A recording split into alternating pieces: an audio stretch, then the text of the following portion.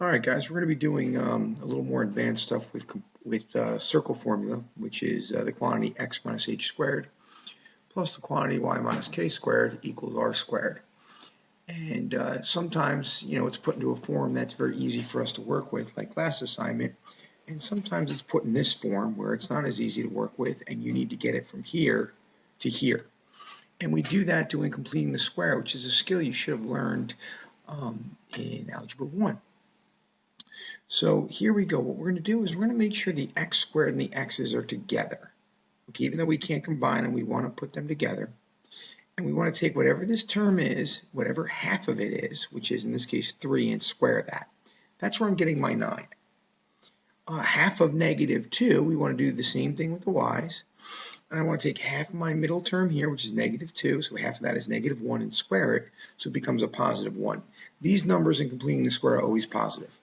But now the golden rule of algebra, what I do to one side, I have to do the other. So if I'm adding 9 and 1 here, I have to add 9 and 1 here. The reason why I do it is it always creates a binomial squared. If you factored this, it would go to x plus 3 squared.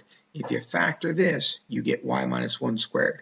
So by completing the square, by taking half the middle term and squaring it, you always get a binomial squared. And then 6 plus 9 plus 1 is 16. And therefore I have my center point, negative 3, 1, and my radius, I take the square root, which is 4.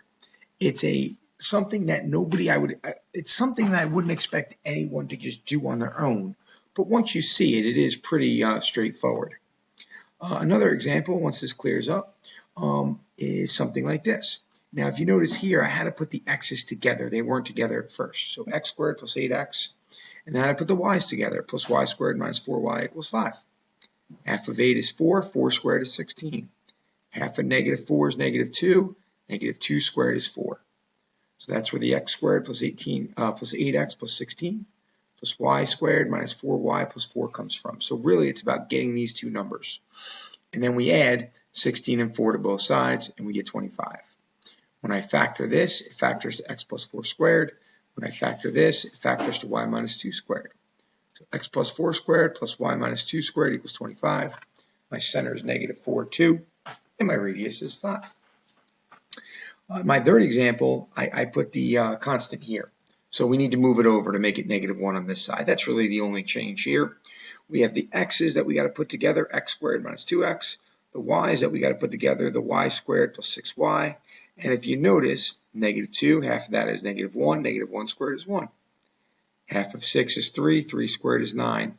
And then we add 1 and 9 to both sides.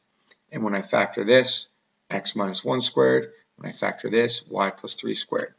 Another note, you'll notice this term here is always half of this term with the same sign.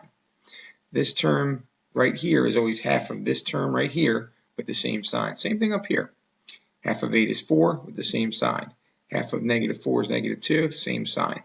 So it's one of those things where I wouldn't expect you to know it right away, but you should know how to do completing the square, and once you see it, it's a process you're going to do every time. So good luck with your assignment.